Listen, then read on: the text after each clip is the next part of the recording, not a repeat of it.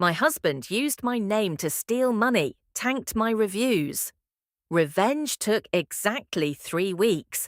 I stepped out of the taxi in front of our downtown headquarters, the morning air already thick with humidity, even though it was barely 8 o'clock.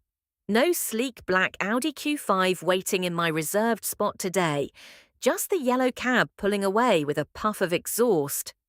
I smoothed my blazer, adjusted my laptop bag, and headed inside, trying to ignore the knot already forming in my stomach. The executive leadership meeting was already underway when I slipped into the conference room. Victoria Hayes, our CEO, sat at the head of the glass table like she always did. Sharp navy suit, sharper eyes. She glanced up as I took my seat.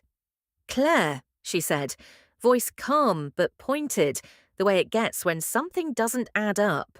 "Why did you come in a taxi today?" I opened my mouth to answer, something neutral, something safe, but Daniel cut in before I could get a word out. My husband, HR director. Sitting 2 chairs down like this was just another Monday. "Her sister is using the car," he said smoothly, flashing that easy, confident smile he uses in every people meeting and performance review. The room went dead quiet. I felt the heat crawl up my neck. No one moved. Victoria's gaze flicked from Daniel to me, then back again. I could practically hear her brain clicking through the implications. Company leased vehicle assigned to me as a senior solutions architect, policy clearly stating personal or unauthorized use is prohibited, asset misuse, potential ethics violation, all right there on the table in front of the entire C-suite. Daniel didn't flinch, and he just leaned back slightly, like he'd solved a minor scheduling conflict instead of dropping a lit match into dry grass. Victoria didn't smile. She simply nodded once, slow, deliberate, and moved on to the next agenda item. But I knew her well enough after 6 years at the company. That single nod meant she'd filed the moment away. She'd circle back. She always did. And just like that, the perfect corporate facade my husband and I had built together cracked open in front of everyone who mattered. One sentence from him, and suddenly I wasn't just the reliable architect who delivered multi-million-dollar cloud migrations on time. I was the wife whose company car had mysteriously vanished, and whose husband thought he could speak for her. I stared at my notes, pulse hammering in my ears, wondering how long I could keep pretending everything was fine. 3 weeks ago, I was still telling myself that small compromises were just part of being married. We were in the kitchen after dinner, Daniel rinsing plates while I wiped down the island.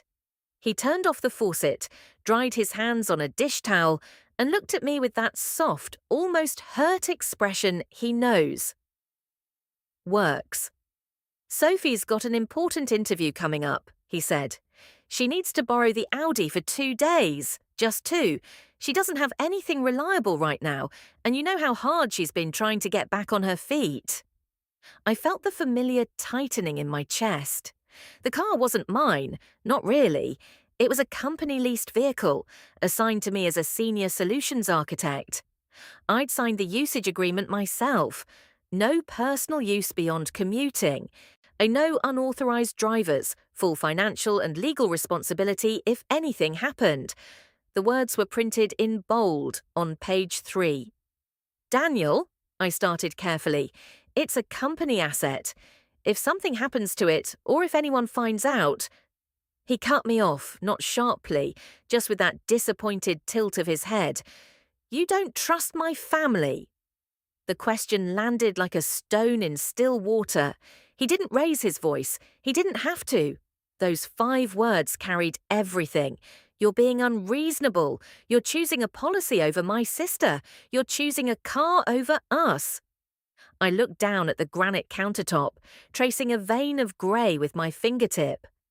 I thought about the conversation I'd have to have with Victoria or the fleet manager if the car got scratched, totaled, or simply didn't come back. And then I thought about the way Daniel would look at me for weeks if I said no. Quiet resentment, small size, comments about how I always put work first. "Okay," I said finally. 2 days, but she has to bring it back by Thursday night. He smiled, kissed the top of my head like I'd passed a test. That's my girl. 2 days became a week. I asked on day 3. Has Sophie finished her interviews? She's got a second round, he said. Probably needs it through the weekend. I nodded, told myself it was temporary. A week became 2. I texted Sophie directly. No answer. I asked Daniel again. He shrugged. She's staying with a friend in the suburbs. Traffic's brutal. She'll drop it off soon. By week 3, the knot in my stomach had turned into a permanent ache. Every morning I checked the garage out of habit, saw the empty space. I felt the quiet panic rise. I started rehearsing explanations in my head.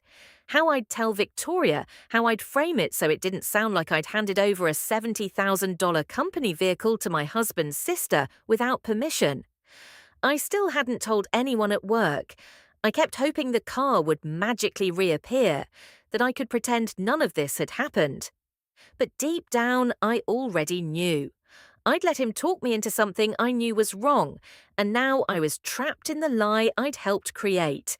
Every time I opened my mouth to push harder, I heard his voice in my head. You don't trust my family? So I stayed quiet, and the car stayed gone.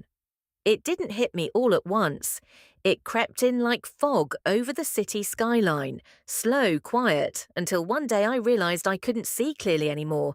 The car was just the first thing I noticed missing, but once I started looking, I saw the pattern everywhere.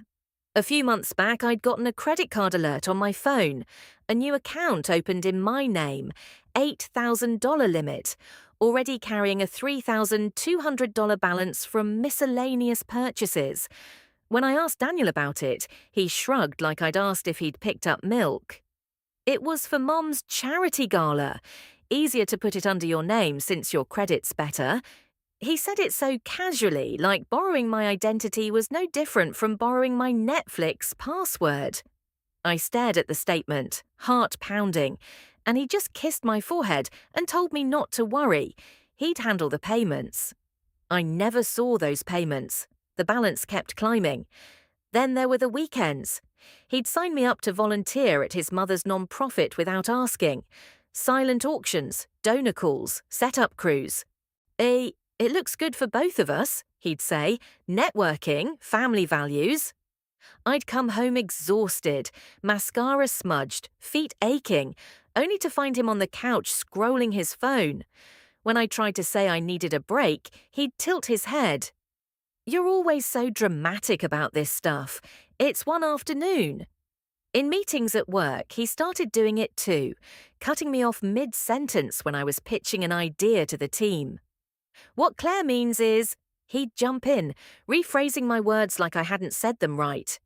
At first I thought he was just being helpful. Then I noticed my contributions getting shorter. I stopped raising my hand as often. Why bother if he was going to speak over me anyway? The performance reviews were the worst. Last cycle I'd led a major cloud migration project, on time, under budget, glowing client feedback. My manager had hinted at a promotion track. Then the official write-up came back, meets expectations, no explanation. When I asked HR, carefully, quietly, they pointed to 360 feedback concerns about collaboration style. I knew exactly whose handwriting was behind those anonymous comments. Daniel never admitted it, but the timing lined up perfectly with the night he'd accused me of putting work before family after I missed his mother's birthday dinner for a go-live. Piece by piece, he was erasing me. My voice in conversations, my name on decisions, my career trajectory. I'd catch myself apologizing for things I hadn't done wrong. Sorry for working late, sorry for being tired, sorry for wanting credit for my own ideas. I'd look in the mirror some mornings and barely recognize the woman staring back. Quieter, smaller, always second-guessing. The Audi sitting in Sophie's driveway somewhere was only the most visible symptom. The real theft was happening inside our house, in every room, every sentence, every sidelong glance. He wasn't yelling, he wasn't hitting, he was just disappearing me. And the scariest part, I'd started to believe I deserved it. Victoria's voice sliced through the room like a scalpel. Did you just say her sister is using a company vehicle? She didn't raise her volume. She didn't need to. Every word landed heavy. Daniel froze mid-breath, that practiced smile still half-formed on his face. The rest of the exec team went statue still, eyes darting between us. I felt the floor tilt under my chair. This was the moment. I could laugh it off, make an excuse, protect the marriage we'd built on the surface for everyone to see. Or I could tell the truth and watch everything crack open. My palms were slick against the edge of the table. I thought of the empty garage, the credit alerts, the meets expectations that still burned in my inbox.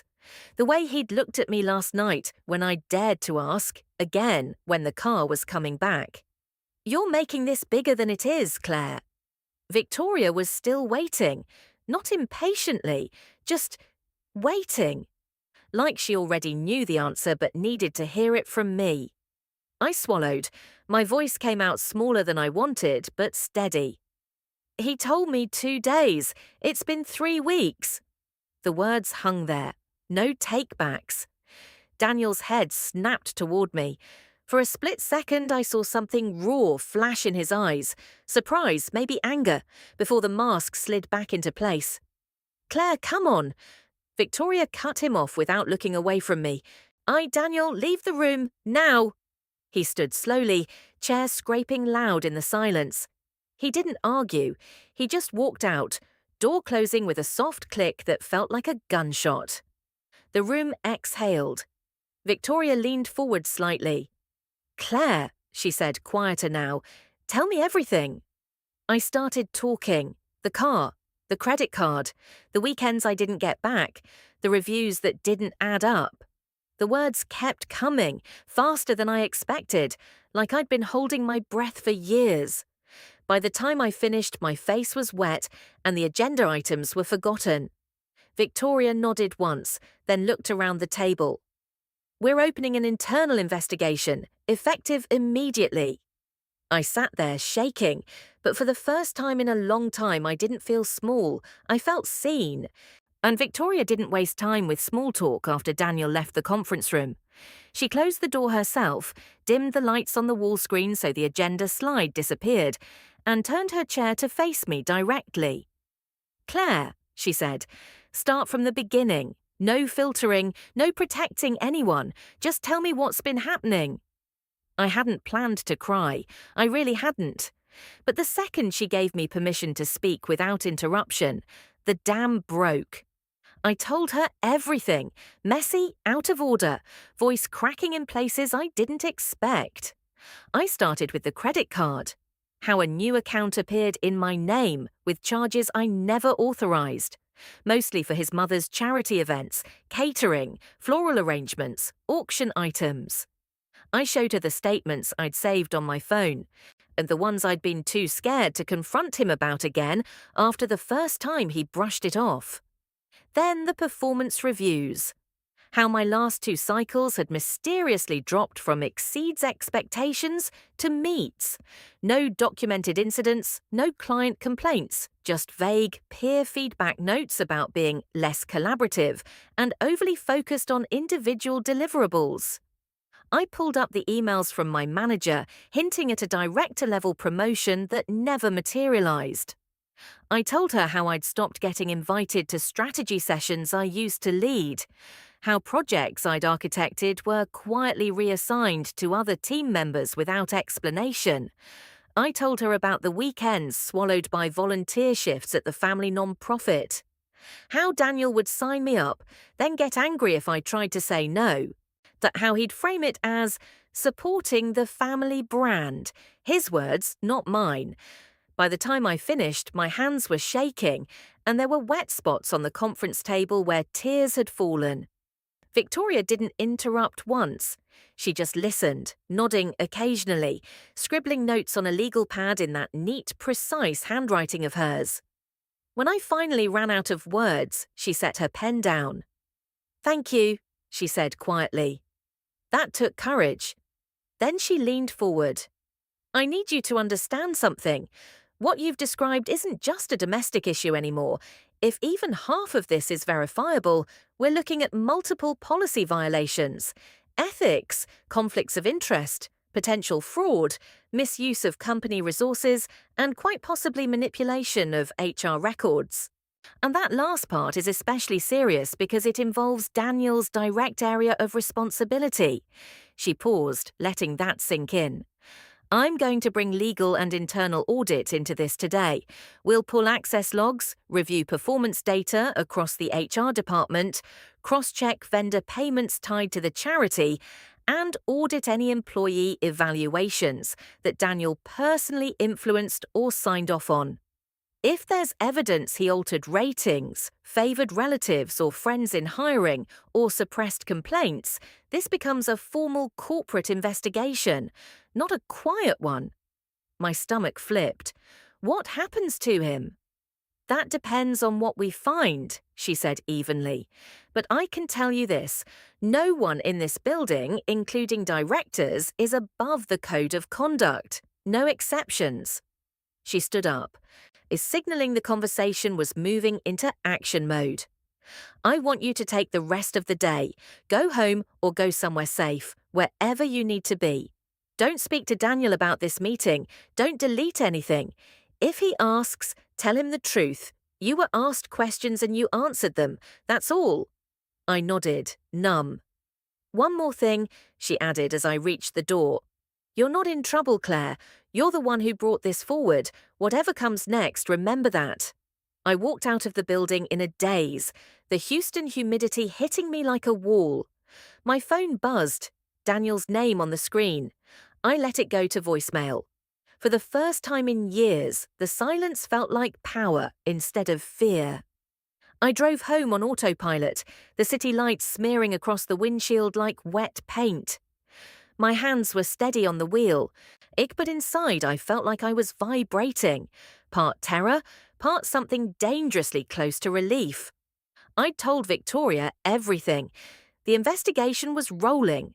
Daniel had been asked to leave the conference room like a kid sent to the principal's office. And now I had to walk into our house knowing he'd already seen the missed calls, the unread texts, maybe even heard rumors filtering through the HR grapevine. The garage door opened to an empty space where the Audi should have been. Symbolic, I guess. I parked in my spot anyway, killed the engine, and sat there for a full minute, listening to the ticks of the cooling motor before I forced myself inside. Daniel was waiting in the living room, not pacing, just standing in the middle of the rug, arms crossed, face already flushed the way it gets when he's holding back a shout. "Hey, you couldn't even give me a heads up," he said the second I closed the door. "You go straight to Victoria. You throw me under the bus in front of the entire executive team." I set my keys on the console table. My voice came out quieter than I expected. "I answered her questions. That's all." "That's all?" He laughed, sharp and bitter. "You just torpedoed my career, Claire. Years of work, gone. Because you couldn't handle your sister borrowing a damn car for a couple weeks. You're unbelievable." I looked at him, really looked. The man who used to make me laugh until my sides hurt.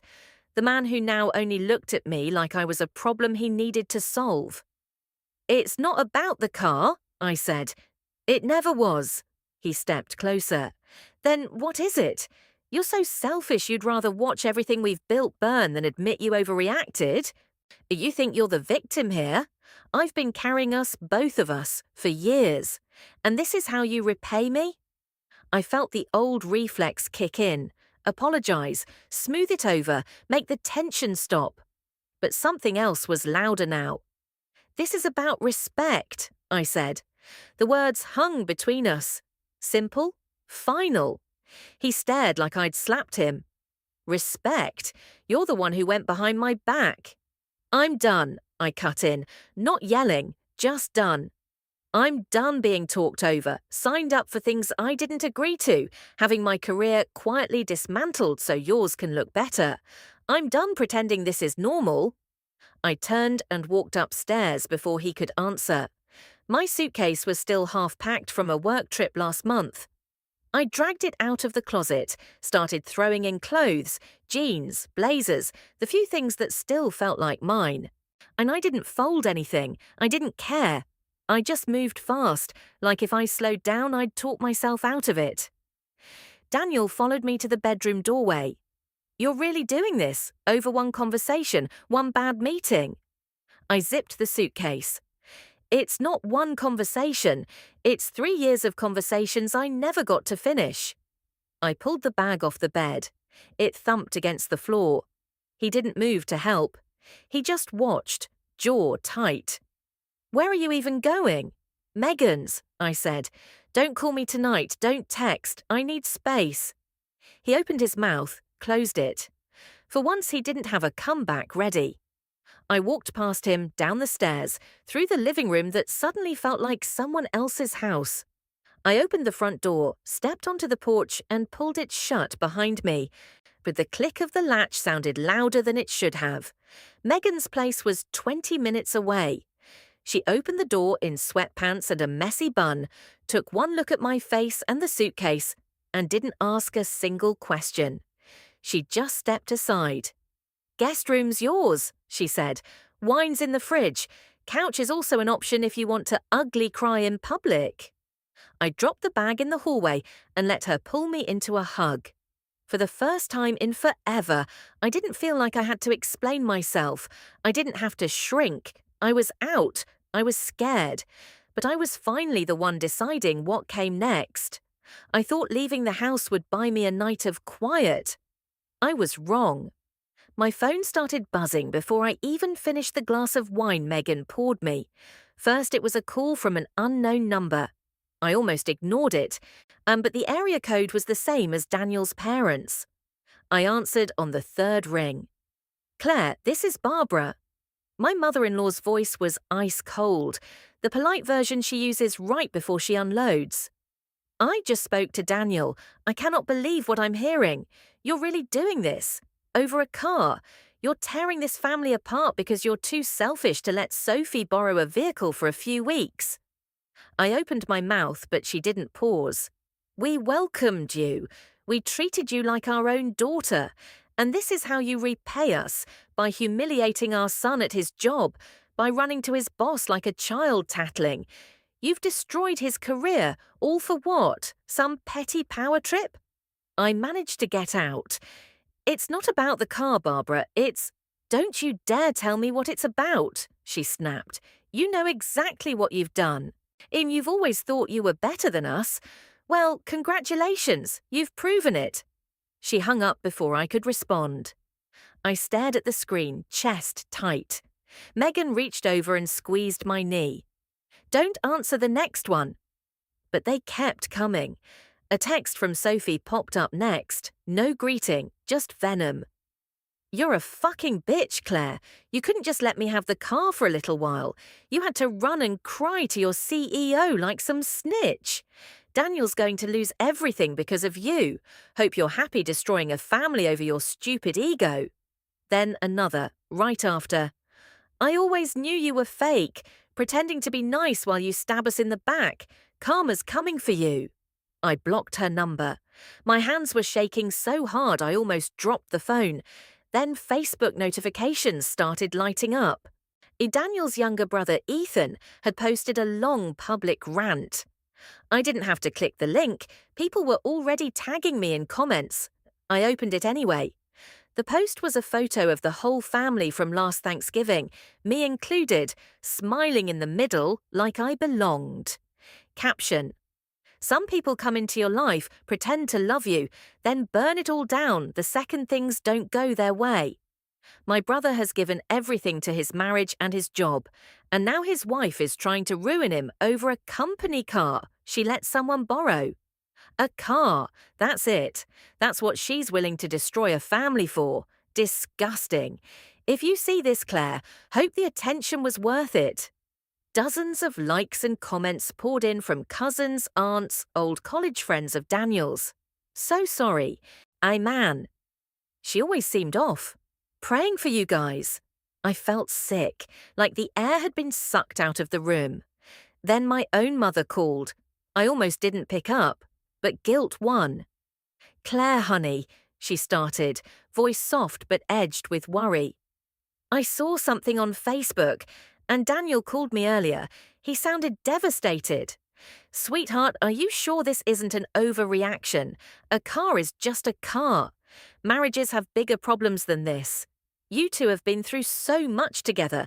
Maybe you should talk it out before it gets worse." I closed my eyes. "Mum, it's not just the car. I know he can be difficult," she interrupted gently. "But men are like that sometimes. You're both stressed with work. Don't throw away a good thing because you're upset right now. Think about what people will say. And think about your future." I hung up without saying goodbye. My throat burned. Megan took the phone out of my hand, turned it off, and set it face down on the coffee table. "They're all doing the same thing he does," she said quietly, "making you question whether you're the crazy one. It's not you, Claire. It's them, all of them." I nodded, but the words felt far away. Inside my head, their voices overlapped. Selfish, dramatic, overreacting, destroying the family, all because of one little car. They weren't defending Daniel. They were protecting the version of reality where I stayed quiet, stayed small, stayed in line. And for a second, just a second, I wondered if they were right. If maybe I had blown everything out of proportion. Then I remembered the empty garage, the credit card statements, the performance reviews that never made sense, and the way he'd looked at me when I finally said, "This is about respect." No, this wasn't an overreaction. This was the first time I'd stopped reacting the way they wanted, and they hated me for it. Victoria called me into her office 3 days later. No fanfare, no agenda invite, just a quiet, "Can you come up when you have a minute?" that made my stomach drop the second I read it. I took the elevator to the executive floor, palms damp. Megan had texted me good luck that morning, but nothing felt lucky about walking into what I knew was coming. Victoria was alone behind her desk, a thick folder open in front of her. She gestured to the chair across from her. No conference room this time, no witnesses, just us. She didn't smile when I sat down. She just pushed the folder toward me an inch. "The investigation is complete," she said. I'm going to summarize the key findings. You don't have to read the full report if you don't want to, but I thought you should hear this from me directly." I nodded. My throat was too tight to speak. She started slow, factual, like she was reading traffic stats instead of dismantling a man's career. Daniel altered interview scoring sheets to ensure his cousin, Ethan's brother, was selected for a senior recruiter position last year. The original scores placed the candidate in the bottom quartile. Daniel re-entered them after the fact, changing numerical ratings and overwriting comments from the panel.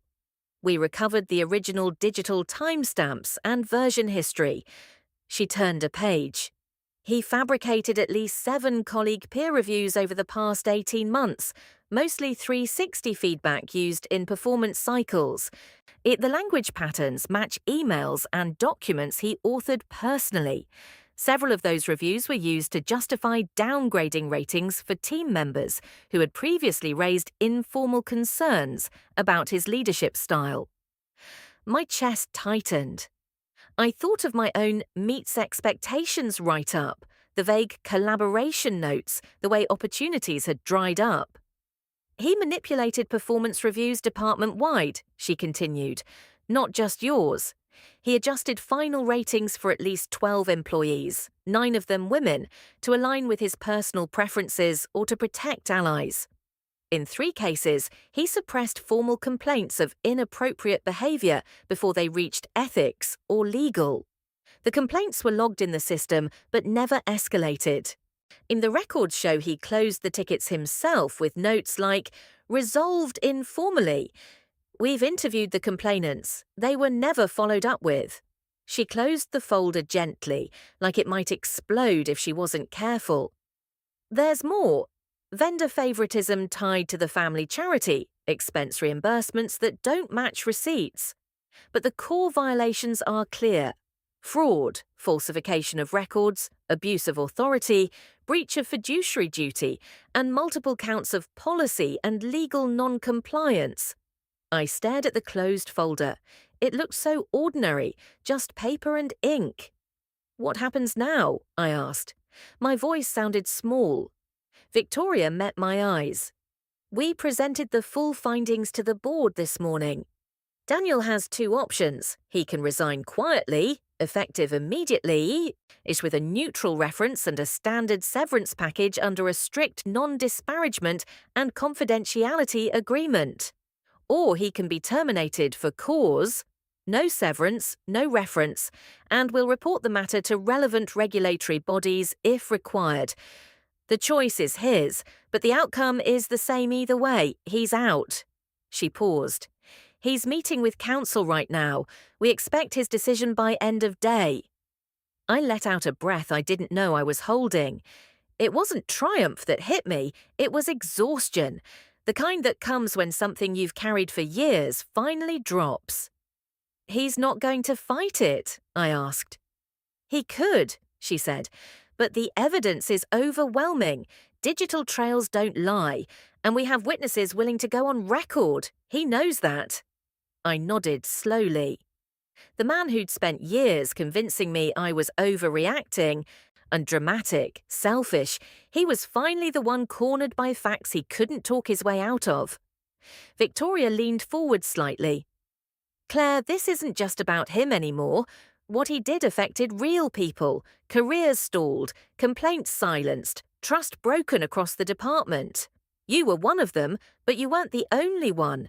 The company is moving to remediate. Independent HR audits, revised review processes, mandatory training. We're fixing what he broke." She gave me the smallest, steadiest smile I'd ever seen from her. "You did the right thing bringing this forward. It wasn't easy, but it was necessary." I stood up on legs that felt like they belonged to someone else. "Thank you," I managed. As I reached the door, she added, "One last thing. If he contacts you about any of this, don't engage. Forward it to legal." "Oh, you're protected now."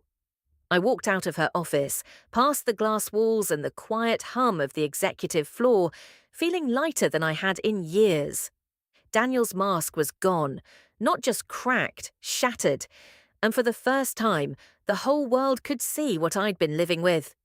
I didn't wait for the dust to settle after Daniel's resignation. I couldn't.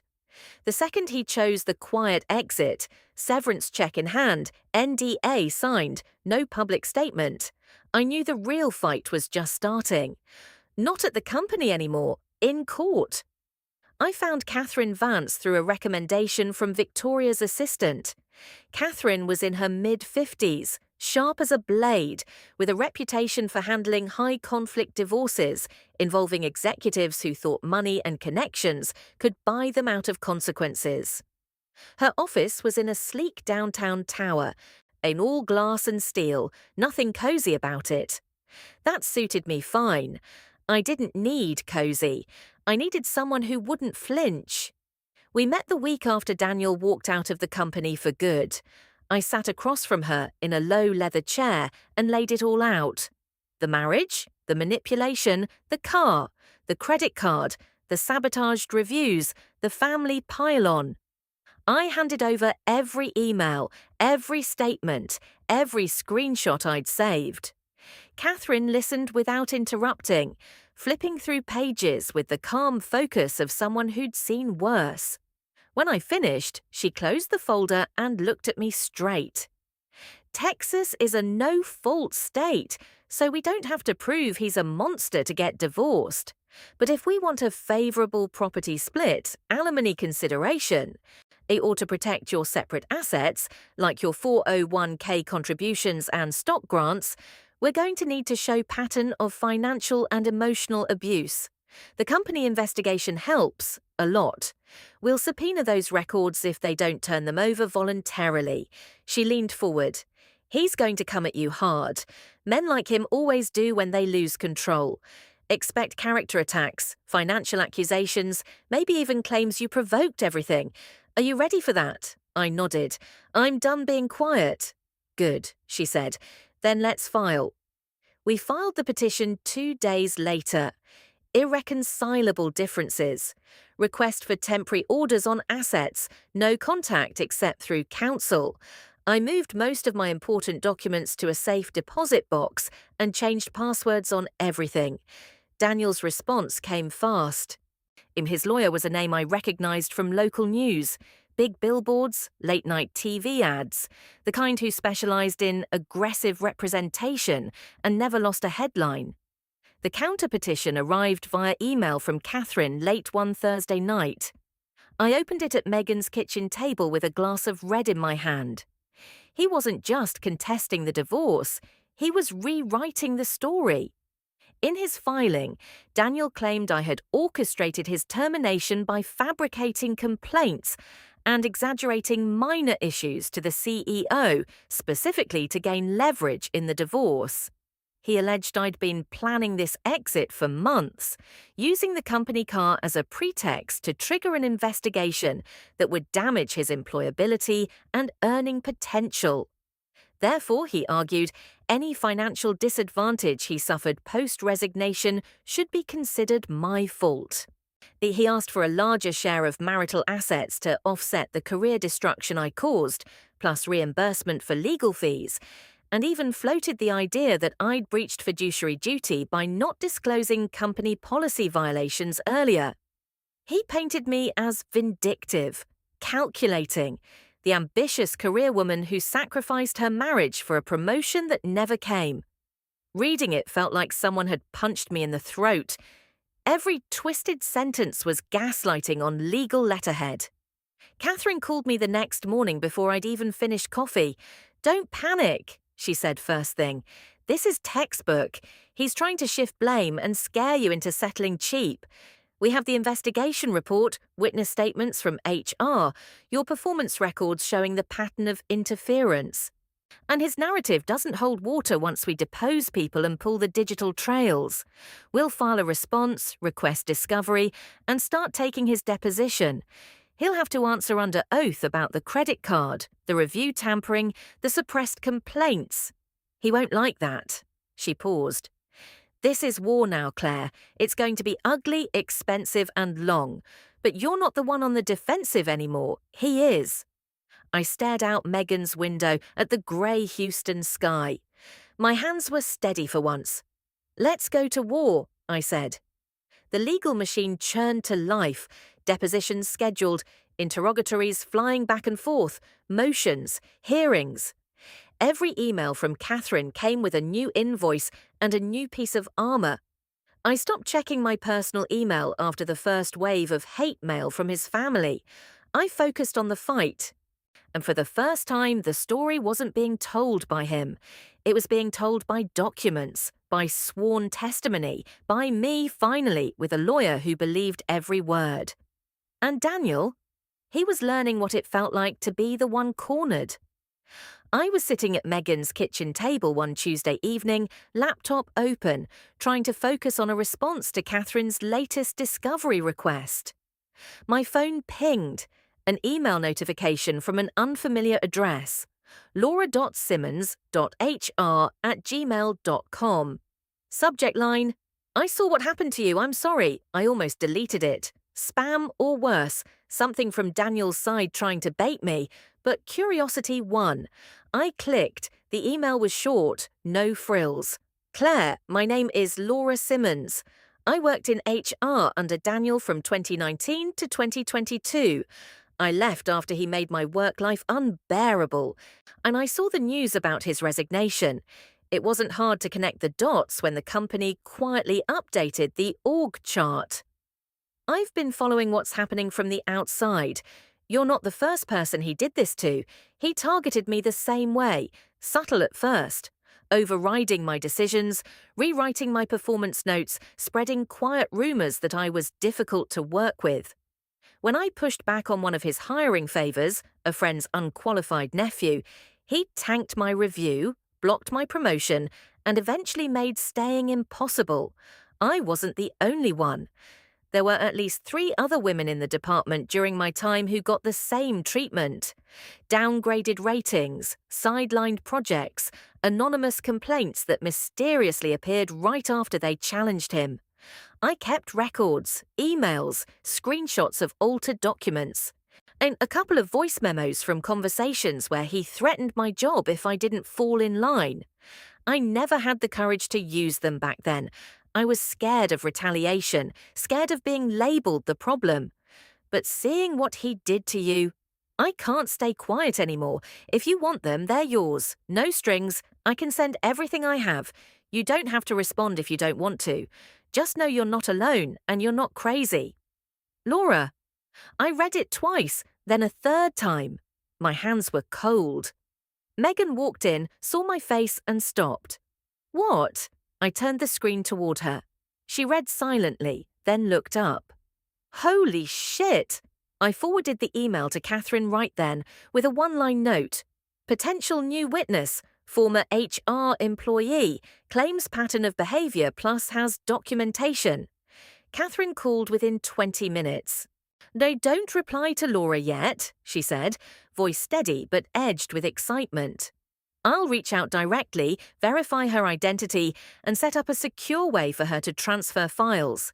If what she says checks out, and especially if she has contemporaneous records, this isn't just helpful, this is devastating for his side. She paused. Claire, this could turn the entire case. His narrative falls apart if we prove a pattern of targeting women in the workplace. It strengthens your abuse claims, it undermines his credibility in court, and it gives us leverage to push for a better settlement, or take this all the way to trial if he forces it. I leaned back against the chair, staring at the ceiling fan spinning slow circles. For years I'd thought I was the problem, the dramatic one, the overreacting wife, and the ambitious bitch who couldn't handle a little family borrowing. But now there was proof, someone else's story mirroring mine, someone else who'd carried the same weight in silence. Laura wasn't just a witness, she was the crack that could bring the whole wall down. I typed one reply before Catherine could stop me. Short, simple. Laura, thank you. Yes, please send everything you have. I'm ready. Claire, I hit send and felt something shift inside me. Not anger, not triumph, but clarity. Daniel's house of cards had been wobbling for weeks. Now someone else was handing me the breeze that would finish the job.